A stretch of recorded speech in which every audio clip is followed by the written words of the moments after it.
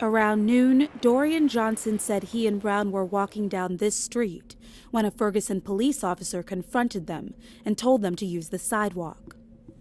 The officer then stopped his car only inches away from the pair and tried to open his door, but the door bounced off the pair and closed on the officer. A struggle ensued, and that's when the officer, 28-year-old Darren Wilson, drew his weapon and fired the first round, hitting Brown. The two ran off and Wilson continued after them. Johnson says he next hid behind the first car he saw and witnessed the officer get out of his vehicle, follow Brown, and fire at the fleeing teen. According to Johnson, an injured Brown next got on his knees and put his hands up to indicate he had no weapon. The officer continued shooting at Brown several times. Ferguson police offer a different account. Police say Wilson initially stopped the pair for jaywalking and was unaware Brown was a robbery suspect.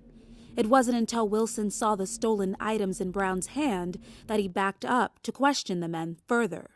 Police said Brown physically assaulted Wilson and during the struggle reached for the officer's gun.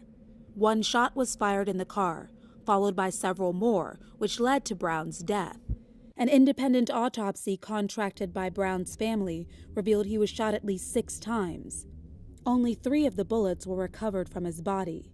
He was shot 4 times in the right arm and twice in the head.